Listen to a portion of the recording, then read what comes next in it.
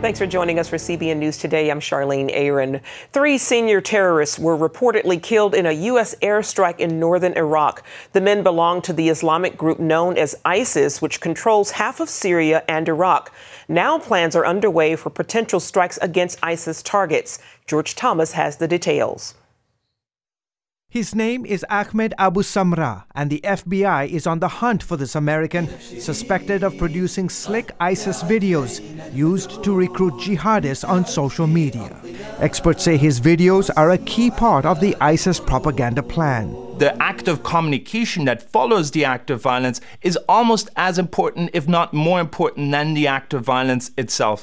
Intelligence officials are also tracking about 100 other Americans who've joined the fighting in Syria and Iraq, and some living here in the U.S. who've been inspired by the radical Islamic terrorists. And that's the challenge, is how do you identify those lone wolves that are inspired by the actions of these horrific beheadings and neutralize them before they can walk into a soft target and carry out some sort of terrorist attack. At the NATO summit in Wales, President Obama and other world leaders say they'll help form a multinational coalition for potential airstrikes against ISIS. What we're closer to now is making sure we do everything we can to squeeze this dreadful organization out of existence. Part of the strategy will also involve arming and training Kurdish forces fighting against ISIS in northern Iraq. I think sometimes people think there is no strategy unless it simply consists of airstrikes. That's not the case. What you need is a fully formed strategy to squeeze this from every angle. With less than a week before the 13th anniversary of the 9/11 attacks, intelligence officials are seeing a significant spike in terror chatter. Reports that 11 commercial airliners have gone missing from Libya's main airport and could be used by terrorists are only adding to concerns. The probability in the event that they could get those airborne would be using them to attack other targets, predominantly North Africa or in the Middle East. Meanwhile, India is on high alert after Al-Qaeda's top leader warned in a video his group is opening a new front in the Indian subcontinent. Terror analysts believe Al-Qaeda is a degraded force that is losing ground to ISIS and wants to recruit more followers. This is really a group today which is not some kind of a global threat, but a group that is struggling for its own survival and struggling for its legitimacy in the eyes of the radicalized Muslim world. George Thomas, CBN News. The threat of the terrorist group ISIS was the #1 topic at the recent NATO summit in Wales. President Obama and British Prime Minister David Cameron also met separately about the crisis. Earlier, Heather Sells spoke with CBN senior editor John Waggy about why it dominated the meeting.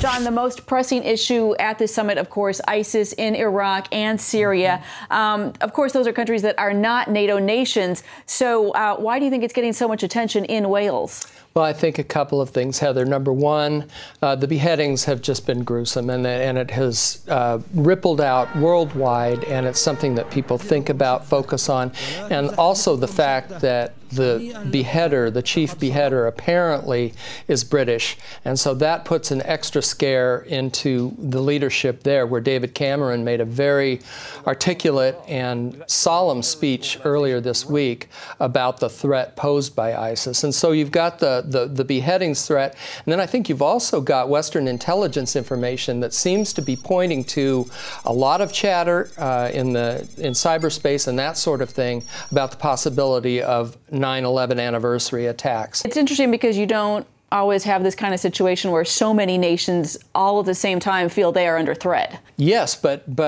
these are people that carry European passports, and so they can get around anywhere in Europe, and that's why Britain has moved to illegalize some of these passports.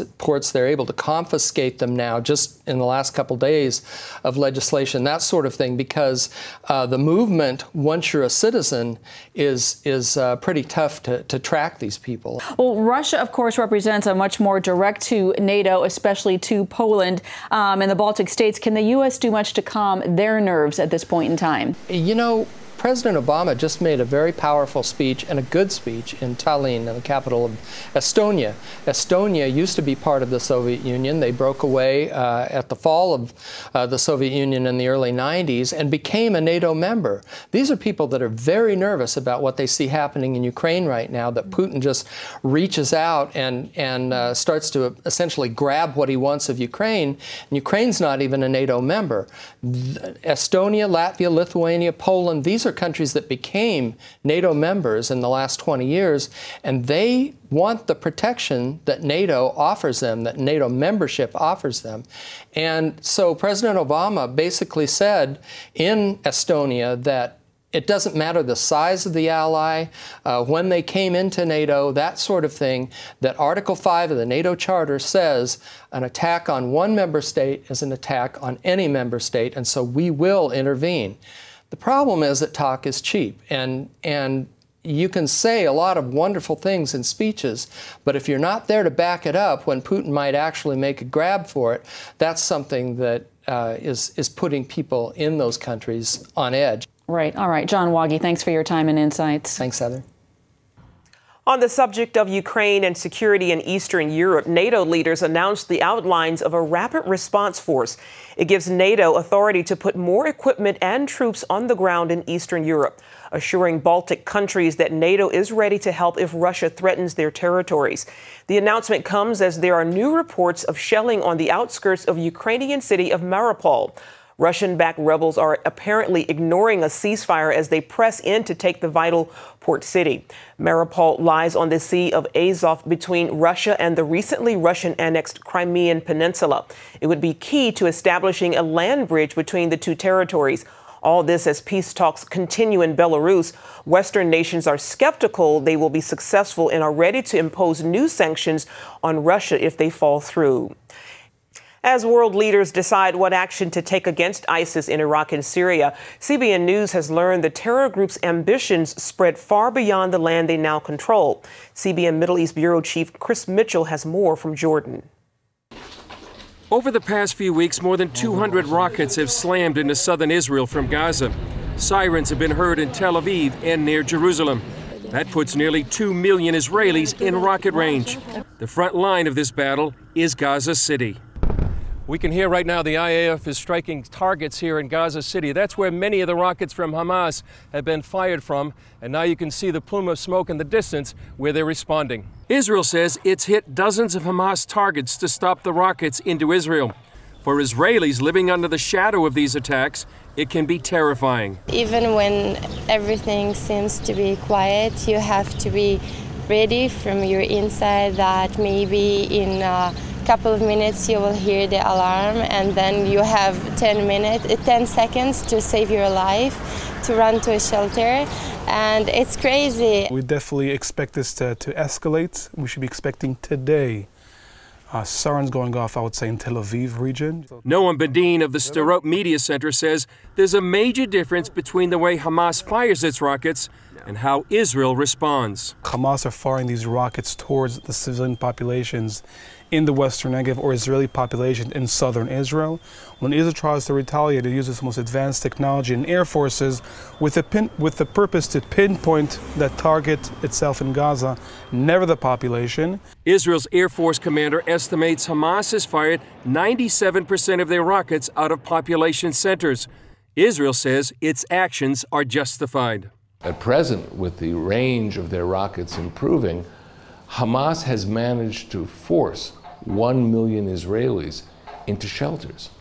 The government of Israel will not tolerate that situation continuing. The U.S. State Department said Israel has the right to defend itself, and we certainly support that. There is no country in the world that will tolerate even one rocket being fired towards a territory. From this vantage point, you can watch Hamas fire its rockets and then see the Israeli Air Force strike back. The concern for many is that this is the front lines of what could be a much wider confrontation. Chris Mitchell, CBN News, on the Israeli-Gaza border. Here at home, former Virginia Governor Bob McDonnell plans to appeal his conviction on corruption charges. A jury convicted McDonnell and his wife Maureen Thursday of public corruption. The governor was found guilty of 11 of 13 charges, and his wife was found guilty of 9 charges. Prosecutors say the couple accepted more than $165,000 in gifts and loans from businessman Johnny Williams. McDonald says he will continue to fight to prove his innocence. My trust remains in the Lord. Obviously, I'm upset about it, and I wish that I could have brought it home for my client today. Sentencing for McDonald and his wife has been set for January. Coming up, chocolate lovers rejoice. This sweet snack actually could be good for you. More when we come back.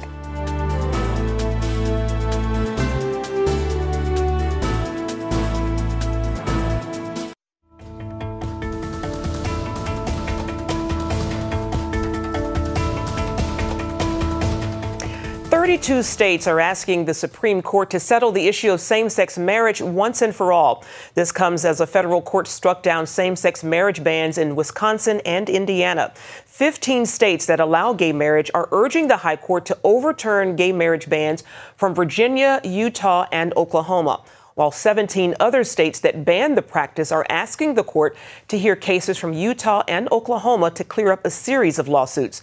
Same-sex marriage is legal in 19 states and the District of Columbia. Since last year, the vast majority of federal rulings have declared same-sex marriage bans unconstitutional. The third American doctor to contract the Ebola virus while working in Liberia is expected to arrive in the U.S. for treatment today. Officials at the Nebraska Medical Center in Omaha have said Dr. Rick Sakra will begin treatment in the hospital's special isolation unit. Sakra was serving with the Christian organization Serving in Missions when he became infected, although he wasn't treating Ebola patients. The team of doctors who will take care of Sakra is discussing experimental treatments, including using blood serum from a patient who has recovered from Ebola. Americans have started eating better over the last several years, but they still have a long way to go. That's according to a 12-year study of eating habits. Among the findings, low-income Americans are still making unhealthy choices, like eating too much processed foods, which are widely available in lower-income neighborhoods. The government recommends that people eat less trans fats, sodium, processed foods, and added sugars, and it encourages diets high in whole grains, vegetables, and fruits. A study earlier this year found that the resveratrol in red wine, chocolate, and grapes might not be as healthy as previously thought. But take heart, chocolate also contains other ingredients that are good for you. Lori Johnson has that story. Most people know green veggies like broccoli are good for you, and blueberries are rich in healthy antioxidants. Now we're learning more about the cocoa bean, where we get chocolate. Doctors say the antioxidant found in cocoa keeps your blood flowing. Flavonoids are something that, depending on what food it is, will help different systems. And so the main flavonoid in chocolate is called flavanol. And flavanol will help to improve blood pressure. It helps the blood to clot better so it doesn't get sticky in the arteries. Chocolate, a health food? It sounds too good to be true. And as it turns out, there actually are a couple catches. Make sure you choose the kind with a high percentage of cocoa because it contains the most flavanols.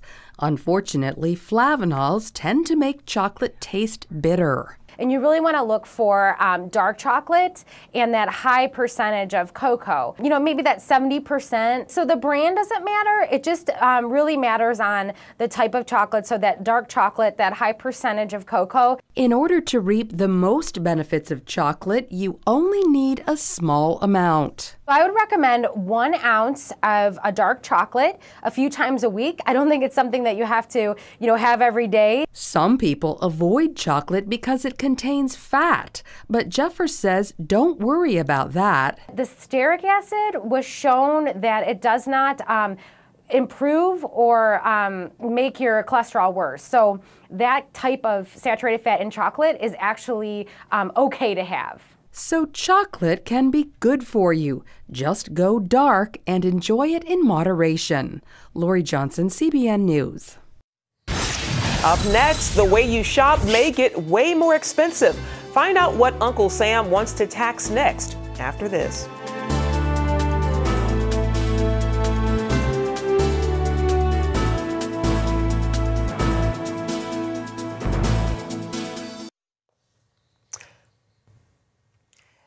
You probably don't know it, but you're supposed to pay taxes for what you buy online. Now the government has come up with a plan to force people to pay those taxes. And it won't surprise you to learn that it is very complicated and expensive.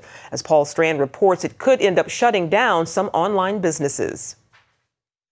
You can certainly see why states would want to collect internet sales tax that customers owe but don't pay. It's about $23 billion in uncollected taxes, and that's taxes that are due that aren't collected. Stephen DeMora represents free market advocates who like a plan requiring companies that make more than $1 million online to collect sales tax for every transaction.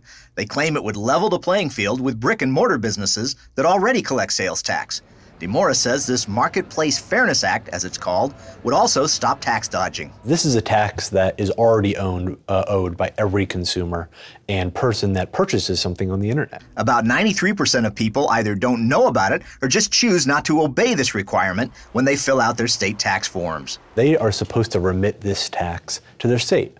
Of course, most people don't do this. So if this plan becomes law, these online businesses would collect sales tax from every customer, no matter what state is involved in the transaction. The horribly ill-named Marketplace Fairness Act. Yeah. Opponents like Bartlett Cleland say the act is not fair or even constitutional. The legislation empowers a state of Texas, to reach across into Louisiana and tax people in Louisiana. This is exactly what was happening in the Articles of Confederation. Anyone who remembers our history remembers we quickly said, oh, this is bad. We've got states looting other states. We had states actually printing their own money to try to drive other states out of business. Critics complain it's a resurrection of taxation without representation. State politicians could tax the residents of other states, people who can't vote them from office. Terry Alpert takes this all very personally. Her Connecticut web company, Uno alla Volta, connects art lovers with artisans all over the world. It's a small business she says would likely go under if the Marketplace Fairness Act becomes law. My main objection is not, in principle, collecting tax for the states, but the actual complexity. If it isn't simplified such that we can actually do it, I don't know how we can stay in business. It's that simple. One study estimates it would cost companies more than $20,000 in the first year just to comply because the new law will be so complex. Imagine trying to keep up with all the different tax rates and requirements of the nation's 9,600 taxing districts across 50 very different states. I could be audited by any of these states. They could create laws that are discriminatory to out-of-state sellers. That's why Alpert and other business owners have organized to lobby against the act as it moves its way through Congress. But DeMora says no one should worry because the law will force states to simplify the process of complying with the Marketplace Fairness Act. And he says top economist Arthur Laffer, who sold the Reagan administration on supply-side economics, predicts this will actually grow the American economy. There could be huge growth potential. He predicts 1.5 million jobs, getting us on to 3+% growth across the country. DeMora thinks states will be able to do great things because of the e-tax. Use that money to lower other, actually more burdensome taxes like income taxes or business taxes. Still, the public doesn't like it, with one poll showing they oppose it 57 to 39%. And America's youngest voters are against it 73 to 27%. Alpert and her allies suspect greedy states just want new money. The states right now are really looking, I think, for an easy fix. You know, anything that can bring in more revenue. But you don't want to wreak economic destruction in your attempt to collect every last cent. She says if online businesses like hers have to fold, that throws scores of people out of work. In my case, we support many small artisans all around the country and all around the world, many of whom were downsized from corporate jobs and are now making a living pursuing their passions, making art. And so she jokes the Marketplace Fairness Act is a very deceptive name. I kind of think of it as, you know, calling something the Apple Pie and Motherhood Act, when you might want to poison people and take their children away from them. The Senate has already passed the Marketplace Fairness Act. The House will likely take it up in the months ahead. Paul Strand, CBN News, Washington. The weekend is here, and it's time for our regular family-friendly movie reviews. Joining us now with more is Bob Waliszewski. He's director of Focus on the Family's Entertainment Review Department, Plugged In Online. Bob, let's start with the new drama called The Identical. It's got a big faith angle. What's your take? Yeah, on January 8th, 1935, Elvis Presley was born in Tupelo, Mississippi, and along with him was Jesse, his twin brother, who was stillborn. This movie, The Identical, basically purports what would have happened if Jesse would have lived. What if there would have been two Elvis-like people? It's in the 1930s, and an impoverished family has these two twin boys.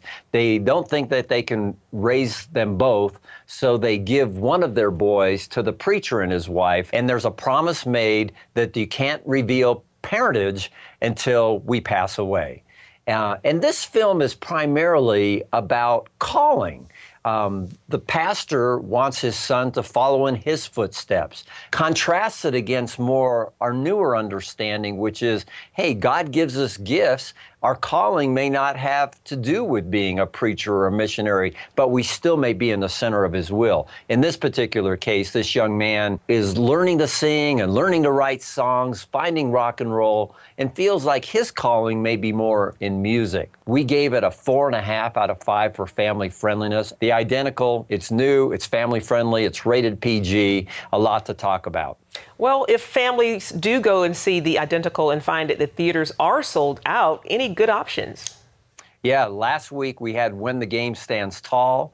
Still in the theaters is the film The Giver. Both of those two films I also gave a 4.5 out of 5. So here's 3 films with 4.5 out of 5 when you add The Identical. Go back a couple weeks and still in the theater, a lot of theaters, is A 100-Foot Journey. And I might add that next week, Dolphin Tale 2 comes out.